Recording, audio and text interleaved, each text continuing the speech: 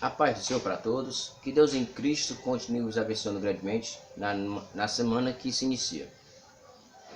Hoje iremos tratar da lição de número 9 dos nossos jovens, que fala sobre os gibeonitas enganam a Josué, 31 de maio de 2020. Mas antes eu quero parabenizar alguns amigos e companheiros de trabalho e irmãos em Cristo. Meu amigo de trabalho, Zezé, aniversário dessa semana. Deus em Cristo continue abençoando grandemente a você e sua família. O Jonathan, do nosso jovem aqui da sede, que trabalha conosco, um jovem abençoado que Deus usa grandemente e que faz excelentes trabalhos de fotografia. Também quero parabenizar hoje, nesse dia, a nossa irmã Alberlúcia, grande amiga minha da Jurema, a qual nós congregamos ali na congregação de Torreão. Alberlúcia, Deus em Cristo continue abençoando você e sua família. Mas agora vamos para a nossa lição de número 9, que fala sobre os gibeonitas enganam a Josué. Quero fazer uma pergunta: será que foi fácil eles enganarem a Josué? Por que eles usaram que eles eram enganar a Josué? Porque foi fácil? Não, eles enganaram a Josué porque eles temeram ao Deus de Israel. Nós vemos nas lições passadas que os povos a qual os hebreus derrotavam, eles percorriam ali aquelas redondezas. O que eles faziam? Se eles derrotavam aqueles povos que tinham mais condições, os outros povos se amedrontavam. E os gibeonitas eles usavam de sabedoria para pouparem até a sua própria vida. Mas o castigo que foi feito para eles não foi eles perderem a sua vida, mas sim serem servos do povo hebreu, serem rachadores de lenha e levadores de água até o altar, até os dias de hoje. A lição nos fala sobre que nós devemos sempre estar observando para que nós não possamos ser enganados também. O texto do dia diz: portanto, vedes prudentemente, comandais não como os necios, mas como os sábios. Efésios capítulo 5, versículo 15. A síntese da nossa lição vai dizer: precisamos estar vigilantes quanto àqueles que, com artifícios mentirosos, tentam nos fazer abandonar a nossa fé. O texto do dia, o texto bíblico da nossa lição, ela está lá em Josué, capítulo 9, versículo 1 ao versículo 6, versículo 15 e 16, que diz assim: e sucedeu que, ouvindo isso, todos os reis que estavam daquém do Jordão, nas montanhas e nas campinas, e todos da costa grande do mar, e em frente ao Líbano, os heteus, os amorreus, os cananeus, os fariseus, os heveus e os jebuseus, se juntaram eles de acordo comum para pelejarem contra Josué e contra Israel. Os moradores de Gibeão, ouvindo que Josué fizera com Jericó e Ai, usaram também de astúcias e foram-se, fingiram de embaixadores, tomaram sacos velhos sobre os seus jumentos, odres de vinhos velhos e rotos remendados, e nos pés sapatos velhos remendados e vestes velhas sobre si. Todo o pão que traziam para o caminho era seco e bolento. Vieram a Josué ao arraial a Gigal, e disseram-lhe a ele aos homens de Israel, dizendo: vimos de uma terra tão distante, fazei pois agora conosco um concerto. E Josué fez paz com eles e fez um concerto com eles, que lhes daria vida. E os príncipes das congregações prestaram o juramento. Sucedeu que, ao fim de 3 dias, depois de fazer o concerto com eles, ouviram que eram seus vizinhos e que moravam no meio deles. Só na introdução da lição, da leitura bíblica, nós já vemos que aqueles povos tinham medo do povo hebreu por causa do Deus de Israel. É tanto que eles se juntaram para pelejarem contra Josué e contra todo Israel. Primeiro ponto vai falar da seguinte maneira: os inimigos se unem contra Israel. Temos 3 subpontos que falam sobre a inveja dos inimigos. Segundo, os inimigos são numerosos. E terceiro, o mal atua em várias frentes.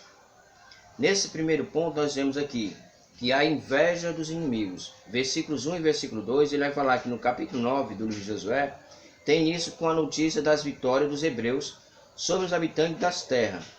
Diante de todas as vitórias do povo de Deus, Os reis que estavam aquém do Jordão, nas montanhas e nas campinas, e todos da costa do Grande do Mar, se uniram para combater os hebreus. Interessante perceber que, de acordo com a história, aqueles povos não eram unidos. Antes, pelo contrário, frequentemente havia guerra entre eles. E por isso muitas de suas cidades eram verdadeiras fortalezas, consideradas, como disseram os espias enviados por Moisés há 38 anos atrás.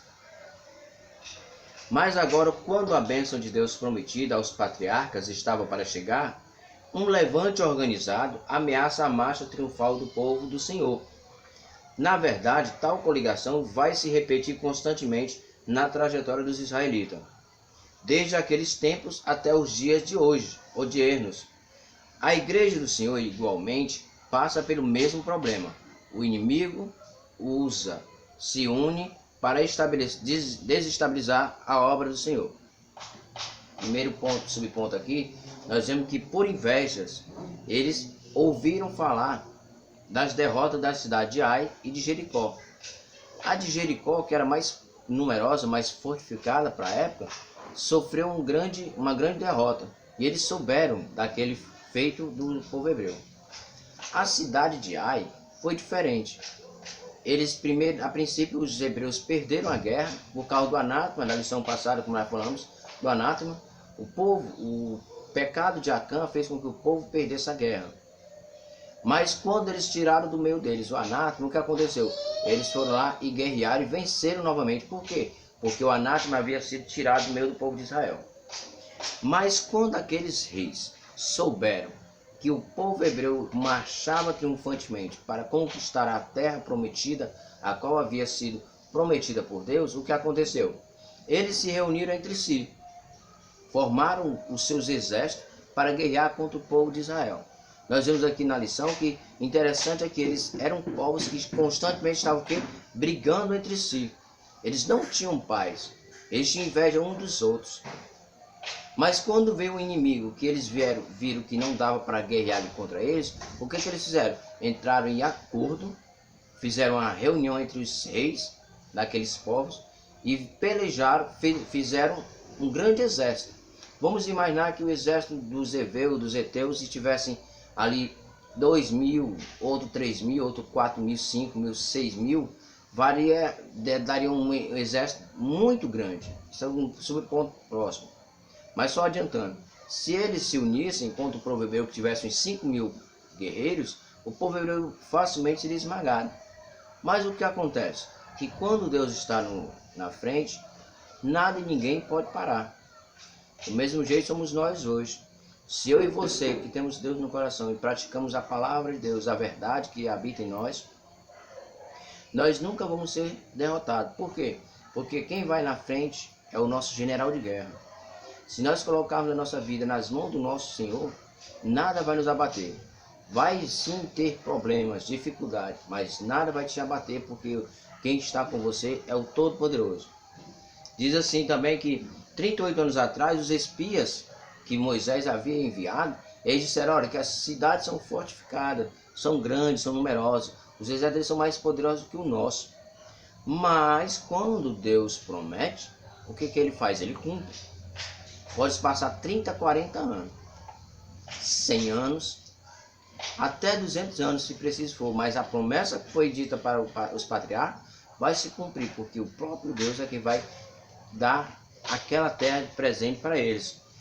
Na verdade, tal coligação vai se repetir constantemente em todo o decorrer da trajetória do povo hebreu. Não somente aqueles 5, mas outros povos se reuniram para guerrear, porque sabiam dos feitos do povo, do Deus de Israel. Igualmente é conosco hoje. O inimigo ele se une para desestabilizar a obra de Deus. Nesse momento que estamos vivendo de pandemia, algumas das pessoas da igreja estão apavoradas. Como eu digo, nós devemos sempre não temer o inimigo. Porque se nós dissermos que tememos o inimigo, ele vai se achar que tem toda a autoridade. Mas você tem que dizer, eu sou forte porque Deus está comigo. E porque não tenho eu arma alguma, mas o Senhor que tem todas as armas é quem vai guerrear por mim. E Ele vai pelejar e eu vou ganhar porque Ele está na frente. Então, o inimigo ele tenta desestabilizar a obra de Deus com esta pandemia. Alguns perderam a vida, outros estão internados, mas aos que estão internados, que têm a sua fé firmada em Jesus, não precisa temer. Se porventura você temer, chegar a perecer, você estará nos braços do Senhor. Aos que não conhecem a Cristo, infelizmente nós não podemos dizer que terá o mesmo privilégio do crente. Por quê? Porque não viveu uma vida de santidade, não se arrependeu dos seus pecados e não praticou a verdade. Mas quando Deus está no negócio, nós devemos entender que Ele é o soberano. Então, a inveja dos inimigos era isso, que frequentemente o povo hebreu estava sempre enfrentando coligações para que eles não conseguissem vencer o obstáculo, vencer e conquistar a terra prometida. Segundo subponto, diz os inimigos são numerosos, como eu já disse.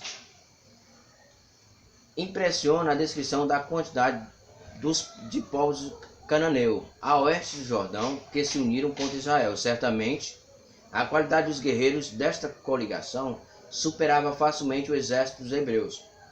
O levante, além de impedir o avanço dos israelitas, também impediria que as vitórias do povo de Deus fossem um testemunho vivo de que só o Senhor é Deus. Não importava o tamanho do exército unido na coligação, pois Deus estava ao lado do seu povo. Como eu já tinha mencionado no tópico, no subtópico atrás, que se houvessem 10 mil, 5 mil em outros, o exército com certeza seria bem mais numeroso que o povo hebreu e eles iriam ganhar facilmente. Mas o Deus vivo estava a pelejar por Israel. Poderia se levantar qualquer exército ali na terra, se juntar 15, 20 reis e formar o maior exército na terra, que eles não iriam perder. Por quê? Porque a vitória estava garantida, porque o próprio Deus estava ali dando segurança ao seu povo. O maior exemplo é a queda da muralha de Jericó, onde aquele povo se achava tão fortificado, tão vitorioso, que achava que aquele povo hebreu não iriam ganhar aquela peleja. Olha o que aconteceu ao cabo do final da história.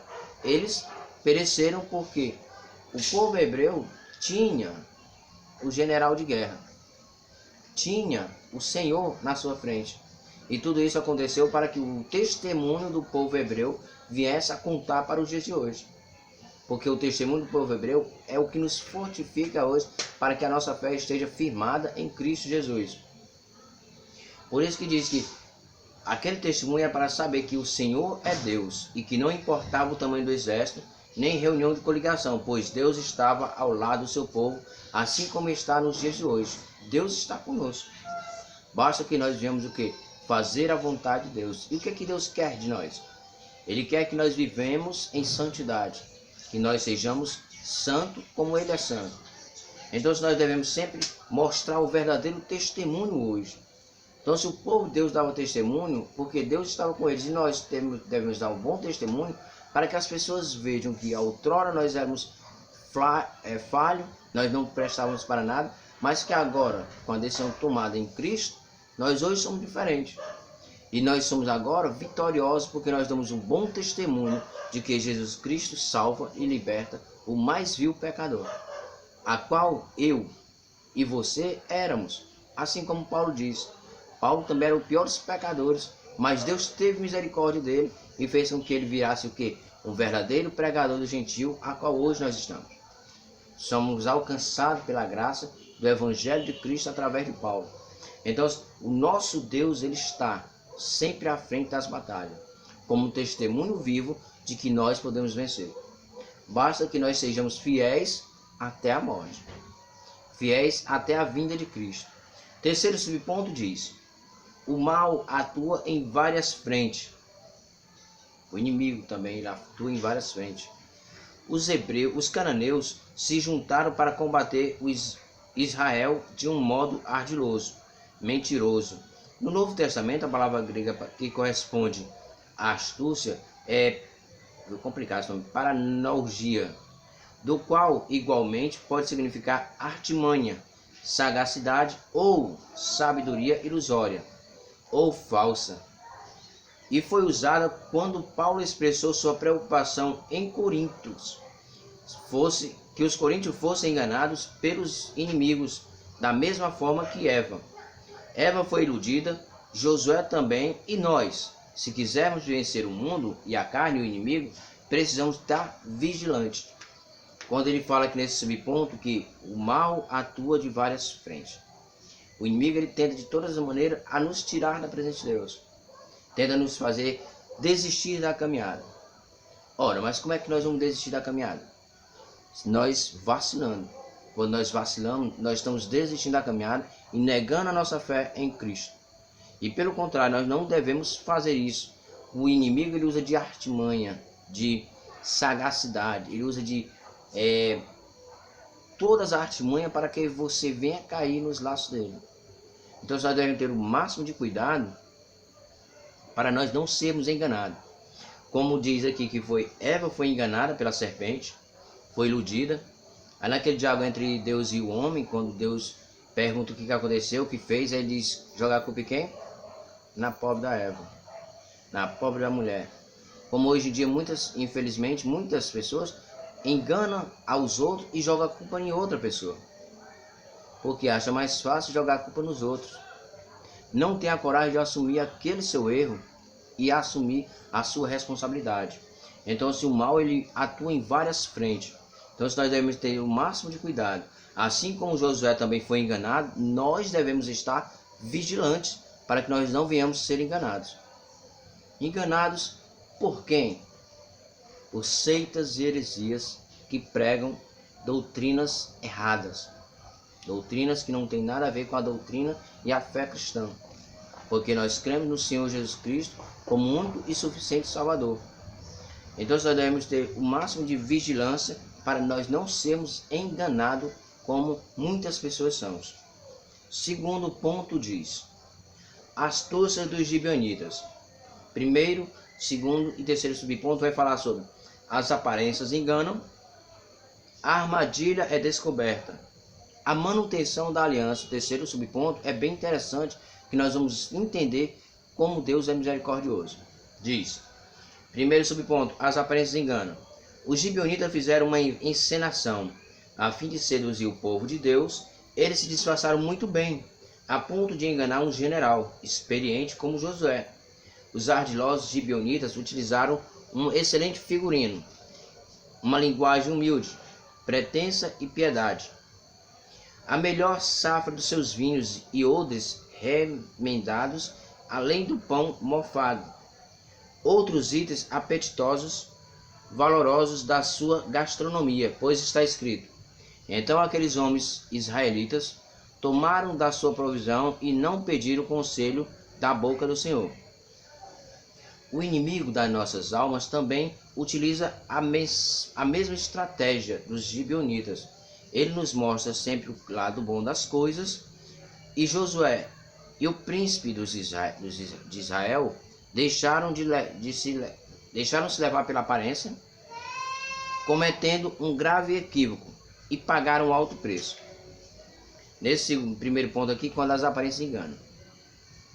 Vamos trazer para os dias atuais. As aparências enganam. Às vezes nós somos enganados, iludidos, porque nós não sabemos discernir o que é certo e o que é errado.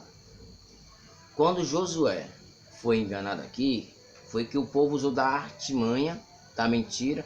Eles usaram a verdadeira encenação, verdadeiros atores. Eles trouxeram as roupas velhas, sapatos velhos, o odre velho, o vinho velho, pão mofado, já bolento, para que o povo de Israel acreditasse que eles vinham de muito longe, muito mesmo longe, olha, lá de uma terra tão distante que quando eles saíram lá, a safra deles, a melhor comida deles estava perfeita, boa. E quando chegou aos israelitas, estavam velhas por causa da longa caminhada.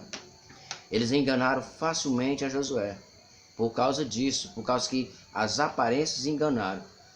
Então, eles usaram de todas as maneiras para que o povo de Deus, Israel, principalmente Josué, o grande general, viesse ter piedade. Piedade das suas vestimentas, das suas aparências. E eles obedeceram. Vemos aqui que aqueles homens israelitas tomaram a sua provisão e não pediram conselho da boca do Senhor. não pediram conselho da boca do Senhor. Josué, como um homem sábio, homem experiente, homem de guerra, poderia muito bem ter visto aquela visão, ter se espelhado em exemplos passados. E ele pegar e começar a observar. Mas não, ele se deixou enganar, não pediu conselho a Deus, e o que aconteceu com eles foi que eles pagaram alto preço. Mas vamos ver aqui que o inimigo de nossas almas também usa de estratégias igual dos cananeus, dos gibeonitas. Ele usa a mesma estratégia e mostra sempre o lado bom das coisas. Ele te mostra algo que parece bom, mas que na verdade não é bom. O que te traz muito às vezes, te traz prejuízo para a sua vida espiritual. Então, nós devemos ter o máximo de cuidado para que nós não venhamos deixar nos levar pelas aparências, assim como o povo hebreu se deixou levar e o alto preço eles pagaram. Segundo subponto diz, a armadilha descoberta. Eles fizeram toda a artimanha, aquela peça toda, o teatro todo, levaram o que eles tinham de melhor, entre aspas, e chegaram até os israelitas, dizendo que vinham de uma terra tão longe. E o que eles fizeram? Enganaram a Josué através das aparências, mas quando foi descoberto, nós vemos que aquele povo temia ser morto pelos hebreus. Diz assim, 3 dias depois, os israelitas descobriram os pretensiosos embaixadores de uma terra longínqua, na verdade, eram inimigos vizinhos.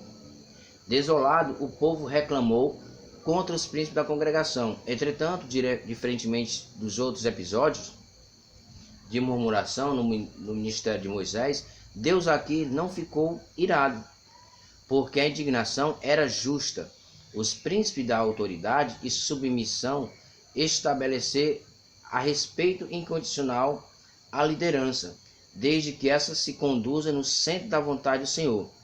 Neste caso, há um texto que sintetiza a causa do problema criado pelos líderes. Não pediram conselho ao Senhor, versículo 14. A armadilha ela foi descoberta 3 dias depois, quando aquele povo já estava entronizado no meio do povo de Deus, e eles foram descobertos que eles eram vizinhos, povos inimigos dos hebreus, e eles não vinham de longe como eles tinham dito. Mas no meio dessa mentirada toda, nós vemos lá no versículo 9, que ele diz assim, e vieram a Josué ao arraial, a Gigal, e disseram ele aos homens de Israel, vimos de uma terra distante, fazei agora, pois, conosco um concerto. E Josué, sem consultar ao Senhor, o que aconteceu? Eles fizeram concerto. Por isso que quando a armadilha foi descoberta, o povo reclamou, mas Deus não se irou contra o povo. Por que não se irou? No tempo de Moisés, o povo reclamava, murmurava, Deus se irava com razão, com certeza, porque o povo recebia tudo de graça do Deus de Israel, e eles reclamavam, e Deus se irava por causa da murmuração que era tanta. Mas no caso de Josué aqui, Deus não se irou com a murmuração do povo. Por quê? Porque o povo estava murmurando com razão, porque o povo já sabia dos fatos anteriores, fatos antigos, de que eles faziam as coisas e não consultavam a Deus, e quando dava errado, quem pagava o preço também era o povo. Agora Josué, com a sua responsabilidade, ele entende que quando a armadilha foi descoberta, ele não consultar a Deus, o povo estava pegando no seu pé. Um ditado que a gente diz, né? O povo estava murmurando com razão. Por isso que Deus, ele sempre usa das suas leis para com o povo. O líder, ele tem que sempre colocar na sua vida a submissão a Deus. Então, se Josué naquele momento, por não consultar a Deus e não ter colocado Deus no centro da vontade dele naquele momento, o povo começou a murmurar contra a liderança. Por isso nós devemos sempre colocar na nossa vida a vontade de Deus no nosso meio. Para nós, cristãos da atualidade, tudo que nós formos fazer tem que ser sempre Deus na frente. Se eu vou comprar uma casa distante dos meus parentes, eu tenho que saber se Deus realmente vai ser comigo ou não. Porque se for Deus comigo, Deus vai me revelar coisas que vai acontecer até mesmo antes de acontecer 10, 15 anos. Porque o nosso Deus, ele é desse jeito. Então nós devemos sempre buscar a conhecer a vontade de Deus. Diz assim, há um texto que sintetiza a causa do problema criado pelos líderes. Não pediram conselho ao Senhor. Quando um líder não pede conselho a Deus, a liderança ela começa a falhar. E o povo começa a murmurar. Do mesmo jeito, vamos trazer para os dias de hoje. Quando os pastores não consultam a Deus e que começa a dar tudo errado, o povo começa a murmurar com razão. E aquele pastor é retirado ali por quê? Porque o povo entendeu que ele não consultou a Deus. E quando o pastor não consulta a Deus, o que acontece? O povo perece e a igreja fica vazia. Justamente porque aquele homem não buscou o conselho de Deus. Terceiro e último ponto, subponto aqui, nos diz que há a manutenção da aliança, a aliança que foi feita, lá no versículo 9. Josué e os príncipes da congregação, mesmo diante da ferrenha crítica do povo, não mudaram os termos da convenção de paz. Afinal, o pecado de usar o nome do Senhor em vão, mais tarde, em 2 Samuel, capítulo 2, versículo 1 e 2, capítulo 21, versículos 1 e 2, vai dizer: vemos que Saul quebrou essa aliança firmada no tempo de Josué, que trouxe sérios infortúnios a Israel, até que a devida reparação foi feita aos gibeonitas. Infelizmente, nós, quantas vezes nos comprometemos a realizar algo perante o Senhor e simplesmente esquecemos. Ocorre que o Todo-Poderoso não se esquece. Ele aguarda de nós o cumprimento das alianças firmadas. Em nossos dias, por exemplo, a aliança do casamento tem sido frequentemente vilipendiada, nome complicado. Não é, pois sem causa que Deus diz que odeia o divórcio. Que nesse terceiro subponto ele descobre a manutenção da aliança. Josué e os líderes da congregação, o que eles fizeram? Fizeram a aliança de paz com aquele povo. O povo começou a murmurar contra Josué e contra as lideranças. Mas a manutenção da aliança continuou sendo feita. Por quê? Porque Josué entendia que não era agradável usar o nome do Senhor em vão. Mas nós vemos aqui, quando se refere na passagem de Samuel, que Saul, ele quebrou a aliança firmada no tempo de Josué, que trouxe sérios infortúnios a Israel, até que a devida reparação foi feita aos gibeonitas. Infelizmente, nós, quantas vezes, nos comprometemos a realizar algo perante a Deus e não cumprimos. Achamos que Deus vai se esquecer. Nós nos esquecemos porque somos falhos. A nossa memória, ela é muito curta. Eu comi algo ontem que eu não me lembro que eu comi. Ou eu fiz algo ontem que eu não me lembro que eu fiz hoje. Se eu fiz um voto com Deus, ou uma aliança com Deus há 10 anos, 15 anos atrás, e eu não recebi eu fiz o voto, a aliança com Deus, passou-se 10 anos, eu quebrei a aliança porque eu esqueci, porque eu não lembrava. Mas Deus não se esquece. E Ele requer de nós que nós façamos a nossa aliança, nós devemos nos lembrar da aliança que fizemos. E ao fazer isso, Ele vai e usa de compaixão para conosco. Só que nós entendemos que, como Deus ele não se esquece, Ele quer que nós venhamos a cumprir a aliança firmada. Agora, no casamento, como ele falou aqui, em nossos dias, por exemplo, a aliança do casamento. Esta aliança aqui, ela foi firmada, foi feita há 10 anos atrás. Aqui, ó, 10 anos atrás, eu firmei uma aliança junto com a minha esposa. Nesses 10 anos que já está passando, eu tenho que cumprir cabalmente aquilo que eu prometi na hora em que eu estava recebendo os votos da aliança no casamento com o nosso pastor. Hoje, infelizmente, no meio do povo de Deus, há pessoas se divorciando, porque esquecem do que os compromissos que eles fizeram com Deus naquele altar. Porque Deus, o pastor perguntou, você vai até a morte? Assim vai, não é verdade? Compra. quando passa assim 2, 3 anos, 4 anos, 5 anos, aí o casamento está desgaste. Por quê? Porque não consegue compreender o seu cônjuge. Aí começa a fazer coisas erradas. E o que que acontece? O casamento se desfaz. Pessoas se divorciam porque não aguentam. E muitas vezes quando se divorciam, eles não conseguem esquecer que a mulher era sua. Aí o que acontece? Muitas vezes o cara não consegue captar a mensagem, ele pega e mata a pessoa, ou vice-versa. O chamado feminicídio. Hoje nós vemos muitos homens matarem seus ex-companheiros porque não queriam que elas se comprometessem com outros. Deus ele não quer isso, que o homem quando separe-se, mate sua esposa. Pelo contrário, Deus abomina o divórcio. Deus é contra o divórcio. Se eu, mesmo não sendo cristão, sendo uma outra pessoa de outra religião, eu disse que eu ia fazer até a morte, eu tenho que cumprir até a morte. Porque foi um voto que eu fiz perante Deus e o homem. E essa aliança ela tem que ser comprometida, tem que estar sempre firmada.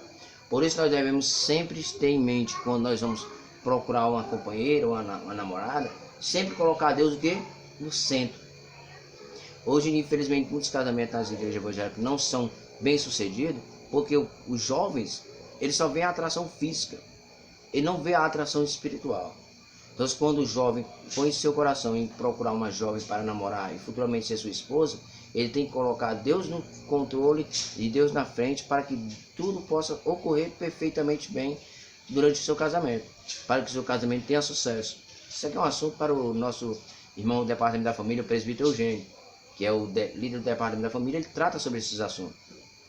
Mas, resumindo aqui nesse ponto, que nós devemos sempre ter a manutenção da aliança e não nos esquecermos daquilo que fizemos para com Deus.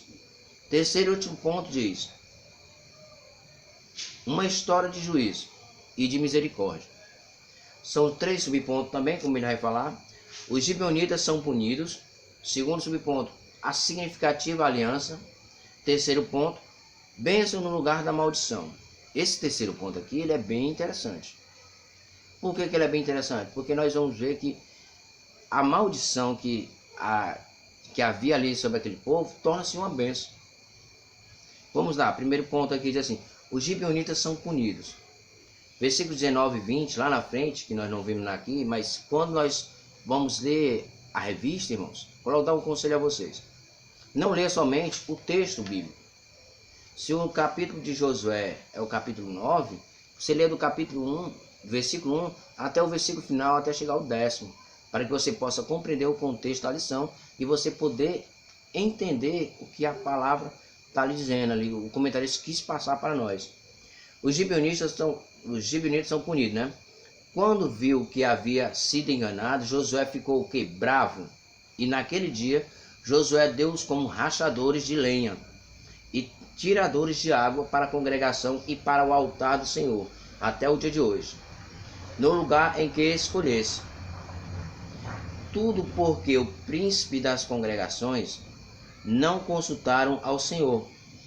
Estamos vivendo tempos difíceis e trabalhosos em que espíritos enganadores têm tentado destruir a igreja e a fé dos crentes, trazendo heresias, modismo e uma pseudo-espiritualidade. Temos que estar vigilantes, buscando ao Senhor em todo o tempo, pois o inimigo usa todas as suas sortes de trapaça a fim de enganar o povo de Deus. Então, quando diz que os gibeonitas eles foram punidos, depois de que foram descobertos, aquela aliança tinha sido feita, versículo 9, quando eles foram descobertos, Josué ficou irado, muito irado mesmo. O que aconteceu? E eles foram punidos da seguinte maneira, de que agora eles seriam servos do povo de Deus, eles seriam rachadores de lenha e tiradores de água, e levariam água até o altar do Senhor até o dia de hoje. Então, aquele povo, a punição deles, eles iriam ficar vivos, não iriam ser mortos, mas eles iriam ser rachadores de lenha até o dia de hoje e tiradores de água. Não seria um exemplo, um trabalho feio, que era um benefício para eles. Era até uma oportunidade de eles conhecerem mais o Deus de Israel, o Deus que deu livramento ao povo hebreu, e que naquele momento pela sua astúcia e artimanha, também estava dando Deus livramento a eles. Diz assim: tudo porque os príncipes das congregações não consultaram ao Senhor. Pois olha, para os dias de hoje, nossos dias, estamos vivendo tempos difíceis, trabalhosos, em que espíritos enganadores vêm tentando, de todas as formas, destruir a nossa fé, destruir a igreja de Cristo. Por isso que nós devemos estar sempre vigilantes, sempre atentos, com os nossos ouvidos espirituais abertos, atentos a ouvir a voz de Deus, para que nós não venhamos ser enganados. Devemos sempre buscar a Deus em todo o tempo, porque, como diz aqui, o inimigo ele tenta de todas as maneiras nos tirar da presença de Deus. Ora, se Deus tenta nos tirar da presença de Deus, é porque Ele sabe que nós somos falhos. Mas Ele não sabe é que nós conhecemos um Deus que cuida de nós. Há um Deus que se preocupa conosco. Por isso nós devemos sempre estar buscando a conhecer mais a Deus. Segundo o subponto diz, uma significativa mudança. Os príncipes, diante da descoberta dos enganos, sugeriram que os gibeonitas fossem escravos de toda a congregação. Fossem escravos. Mas Josué fez uma significativa alteração e tornou-os escravos do santuário de Deus. Assim Josué curiosamente os puniu e ao mesmo tempo também os abençoou, pois uma maldição não caiu sobre quem não merece. A justiça de Deus atua sempre em favor daqueles que estão arrependidos. Como neste caso, os gibeonitas, eles queriam preservar a sua própria vida, mas não sabiam como fazer tal coisa do modo correto. E por isso elaboraram aquele plano artiloso, mentiroso, e ao mesmo tempo, com o erro, Deus teve misericórdia deles. Josué não puniu como os príncipes das congregações queriam. Porque os gibeonitas eles poderiam ser escravos dos príncipes das congregações. O que Josué fez? Ele fez uma significativa mudança e disse: não, vamos fazer disso. Eles serão escravos, servos do santuário de Deus. Por que eles serão servos do santuário de Deus? Porque eles automaticamente eles vão passar a conhecer ao nosso Deus. Josué usou de estratégia agora para punir os enganadores, para que eles tivessem conhecimento do Deus de Israel. E Deus ele não puniu o povo assim também, porque viu que o povo não sabia como se achegar ao Deus de Israel. Por isso que eles elaboraram todo aquele plano, aquele elenco todo, aquela coisa toda que eles fizeram para que não viessem perder a sua vida, porque eles temiam perder as suas vidas. Porque eles sabiam que se eles guerreassem contra Israel, eles iriam perder a sua vida, e isso iria acontecer por quê? Porque eles usaram de artimanha. Mas diz aqui que Josué, ele usou de benefício para com eles, para que eles viessem a estar sempre buscando a presença de Deus e conhecendo a Deus. Terceiro e último subponto diz: bênção no lugar da maldição. Esse final aqui é bem interessante, que diz assim: talvez a postura humilde dos gibeonitas tocou o coração do Eterno, sendo destacados para o serviço perpétuo na casa de Deus. O Senhor os abençoou e eles se tornaram participantes de alguns direitos usufruídos pela casa de Levi. Assim os gibeonitas se transformaram em uma bênção para Israel. Prova disso é que no tempo de Samuel, a arca do concerto ficou durante décadas na cidade gibeonita, em Kiriat Jearim. E no tempo de Salomão, o tabernáculo foi armado em Gibeão. Posteriormente, eles foram chamados de netineus, ou servos do templo. Os netineus auxiliando os levitas, e estavam entre os primeiros exilados que voltaram da Babilônia, sob a liderança de Zorobabel. Apesar de não serem descendentes de Abraão, puderam ajudar na reconstrução dos muros de Jerusalém. Aprendemos com tal episódio que a misericórdia de Deus, ela triunfa até mesmo no juízo. Vamos ver aqui, só para a gente recapitular, para a gente finalizar, diz que como eles não sabiam se comportar perante um ataque, Deus se comoveu ao seu coração e fez com que eles ficassem sendo participantes da bênção, porque aquela maldição não se tornou em maldição, mas sim em bênção, porque eles começaram a servir ao Deus de Israel.